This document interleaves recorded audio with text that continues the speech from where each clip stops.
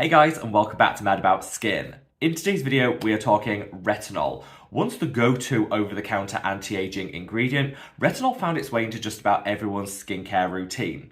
However, around 2 years ago, things started to change. We had shifts in legislation, new product availability, and quite a lot of shady brand goings on behind the scene. This means that the retinol we're buying today isn't exactly the same as what we were buying just a few years ago. And so I wanted to film this video to give you guys a bit of an update and a warning. So if you're still using retinol in your skincare routine, or you're tempted to give it a go, you know exactly where you stand and you can make the right decisions when it comes to your own skin's needs. Retinol serums are disappearing at an alarming rate from skincare shelves, and kind of here's why. Sit back, relax, let's talk all things retinol. Now, in today's video, I'm going to share with you my own hot take when it comes to this topic, but I'd love to hear your thoughts, feelings, and opinions. Do you still use retinol when it comes to your anti-aging routine, or have you switched to one of the other options? What's your thoughts? Sound off in the comment section below, because every single day I look forward to sitting down with a hot mug of tea, like I've got now, reading and responding to each and every one of your comments. So from the bottom of my heart, thank you so much. I also want to ask you guys a little bit of a favour. I want to get this message out there loud and clear so that people can make an informed choice when it comes to their own skin's needs. The best way of helping me to do that is by reaching down and giving the video a big thumbs up and a like. The more likes the video gets, the more widely YouTube will distribute it on its platform. So from the bottom of my heart, love to each and every one of you. Now, without further ado, let's cut that waffle, delve straight on in. So retinol, what is it? What can it do? Well, it's a vitamin A derivative. It's in the family of retinoids alongside retinal, gram-active retinoid, tretinoin, tazarotene, adapalene. There's so many different ones. Retinol was the original over-the-counter option, the first one that was widely available, and it really became the go-to in anti-aging. It's fantastic because it increases collagen and elastin production to minimize fine lines and wrinkles. It speeds up cell turnover to eliminate hyperpigmentation and dark spots, and it can just overall give our skin a little boost to radiance and luminosity. I know so many people out there have used retinol at one point in their skincare journey, and the changes happened so gradually, I don't think until recently many people noticed. Around 6 months ago though, a lot of the big skincare brands started to pull their retinol products from sale or reformulate them using different alternatives.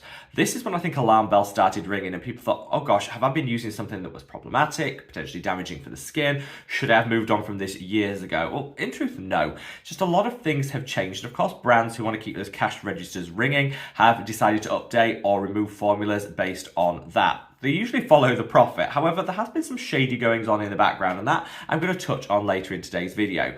I thought I'd just sit down and share why people have kind of wholesale moved away from retinol and why you might see some of your favorite serums disappear from shelves. Good Molecules were one of the first to really disappear. Their retinol serum vanished and kind of left without a trace. The brand didn't give us a lot of updates, so people were left wondering what's going on. We then saw Paula's Choice pull theirs from certain markets, still available in others, but it is restricted in some markets. And then The Ordinary, of course, discontinued some of their products. Other brands have decided to go down that reformulation route and change the form of retinoid they use, and it's all happened in a short space of time, which I think is why a lot of people really want to know what's going on. Well, I put it down to 4 key factors. First, changes in legislation. This is the one I think a lot of people are aware of. The European Union restricted the sale of retinol over a certain percentage around 2 years ago. However, it didn't actually come into effect 2 years ago. It was phased in over a 2-year period, and that period of phasing in really ends now, which is why we're seeing a lot of the products which are above that concentration disappear from market. I think people were expecting this because they knew about the legislation changes. I've covered that on the channel before. But I think what people were surprised of, instead of just removing these products from the European market, brands have removed them globally. And people have started to ask questions why. I think it all just comes down to profit. You know, the European Union market is a significant chunk of the global skincare world, around 20 to 25%. If you lose that market, your products then become a lot less hard to make profitable. You need to sell a whole lot more in other markets in order to sustain your sales, your profitability, and your margins. And so I think a lot of brands have just decided it's just not worth it. Couple that with a lot of the trade restrictions, tariffs and things going on in the US market, which is the biggest skincare market in the world, creating another level of uncertainty. I think brands are thinking, I don't really want to have to rely on the US market to absorb the fall in sales from the European market in order to make my product viable. let's scrap it, let's go back to the drawing board and formulate with something that isn't as heavily restricted. This is something I think the ordinary have definitely decided to do. That's definitely the case with good molecules, and I think can explain a lot of the reformulations that we've seen. The second reason is where I think it gets super interesting and a whole lot shadier. So what this ban on retinol over 0.3% really showed is that if you can walk into a European Union store today and buy a retinol product, you know that that has a super low strength of retinol, which in truth is probably going to do very little for your skin. Maybe great for beginners, but other than that, for everyone else, it's not going to deliver. So brands such as Olay that had their retinol cream and used to kind of market us into believing we were getting something super strong, we now know has a really insignificant amount of retinol in and is probably actually doing nothing more than just hydrating our skin. This is where I think brands started to, some of the shady behavior started to be exposed. The issue really for the consumer though is people moved to these brands that were still available in the EU, put them on their skin and then didn't get the results. Well, of course not, because they have a really low dose.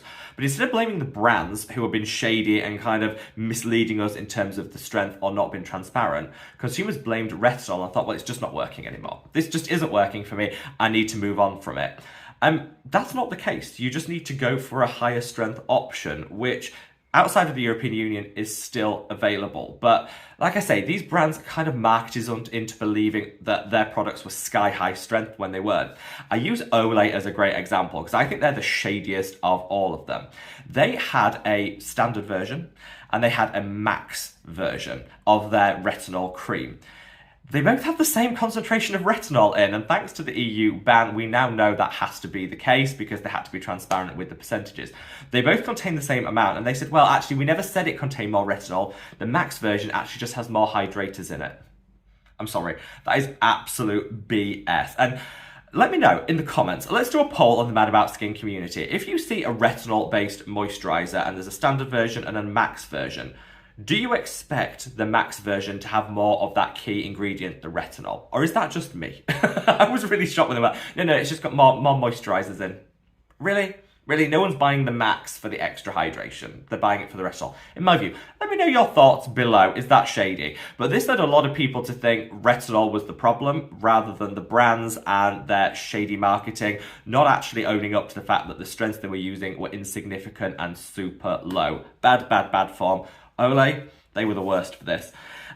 Third on the reason why I think a lot of the reformulations are taking place is there's just better options on the market now. Retinol was the gold standard over the counter at one point, but it's been usurped by retinal, which is less sensitizing and more potent. Gram-active retinoid, which again is less sensitizing and actually the best if you have acne-prone skin. And some other retinol esters, which are super gentle, applicable for beginners, meaning we don't really need to reach for retinol the way that we had no choice 5 years ago. Brands have reformulated to get around certain bans and restrictions and found that their consumers just enjoy retinal or gram-active retinoid more than they ever did retinol, and so it kind of stuck. I actually think this is positive news for the consumer. We now have better formulated products with better ingredients. We're not like relying on lazy formulation with retinol, and I think, again, in 2025, I think choice has to be a good thing. Finally, let's talk the prescription strength options, adapalene, tazarotene, and tretinoin. Previously, you had to get a dermatologist prescription in most countries to access these. Not anymore. You can do online consultations in order to access them. It takes like 5 minutes and is super quick. You can buy a lot of these over the counter, such as adapalene, which is now available at pharmacies here in the UK. You can get it over the counter in the US. People don't have to go to the hassle of getting a prescription the way that they used to. And so a lot of people decided, well, let's ditch the retinol and just go for the super high prescription strength, especially because we don't have the cost and the time of getting a prescription. I think this is one of the biggest changes. And I know a lot of people out there have their Curology, their Dermatica, other prescription services which help you get these high strength options without the time and the hassle of getting a prescription from a dermatologist. This, I think, is a breakthrough and again just adds to the choice that we have. Overall, is retinol done?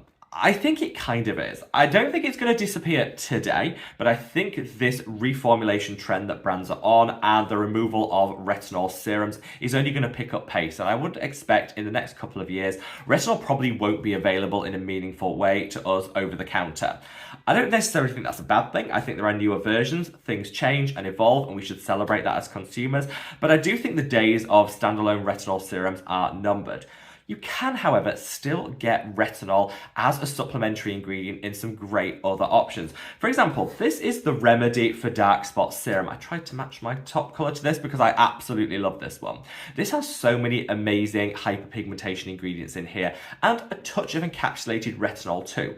That retinol isn't the standout ingredient. It's not the hero doing all the work, but it's there as a supplementary to help aid the penetration of some of the other ingredients, to speed up some of that cell turnover, and to add some additional benefit rather than just being the standalone. I think the future of retinol in compound formulations like this that have other key ingredients is still going to be going strong. But as a standalone like retinol serum, I think its days are numbered. I really do recommend this, by the way. It's such a good product, and Remedy, the whole line, I absolutely love. I'll link this down in the description box below. You can, though, go for other options. Gran-active retinoid, I touched on earlier. This is the Dr. Sam Flawless Nightly Pro, one of the very best anti-aging serums out there. I love this. Uses Gran-active retinoid, which is more effective than retinol, less sensitizing, and a hero if you have acne-prone skin like me. This will reduce acne-causing bacteria on the skin, speed up cell turnover, and get your anti-aging game on point. Of course, retinal is probably, I think, the most popular of the retinol replacements. It's only one letter difference, but whole different world. You get far greater results, and the studies show it is much more potent on impact with the skin, but you also get fewer side effects. It's better tolerated by the skin, and I always recommend this. This is the Geek and Gorgeous. This is their A-Game 10, which is the mid-strength. They do an A-Game 20, which is a super high strength. One of my absolute favourites. And then, of course, when it came to creating my own retinoid-based product, I opted for retinal. Why go with the past when you can look to the future? And I used that key retinal ingredient to formulate this, which is the Mad About Skin Ultimate Anti-Aging Oil. This is an oil-based retinal, so something unique on the market. You don't see a lot of anti-aging oils like this using retinal, and you can use this all over the body. On the face as a facial oil, mix a few drops of this into your favourite body lotion, head to foot anti-aging. It's just a really, really nice option, and just to celebrate this and the future, which I think is with other options than retinol. If you wanted to buy this on the day of this video going up, it is still on buy one, get one free. Put multiples of 2 in your basket, then when you get to checkout, half of them will show as free. So put 2 in your basket, 1 will be free at checkout, put 4 in your basket, 2 will be free at checkout, so on and so forth. But yeah, great way of getting your retinal fix in an oil. But there's lots of choice out there. I just wanted to share with you guys, if you're still using retinol, there's nothing to worry about. Nothing has changed. There's not been some groundbreaking research to show that we shouldn't use it. It's more just an evolution driven by new restrictions and regulations, changes in consumer habits, and brands wanting to follow the trend and the latest data. I definitely think this is a positive for us, the consumer. Retinol had its day. It was a wonderful ingredient, but in 2025, we are blessed to have so many better options on the market. Let me know your thoughts down in the comment section below, and wherever you are in the world, guys. Stay safe, stay well, and love your skin. Take care. Bye.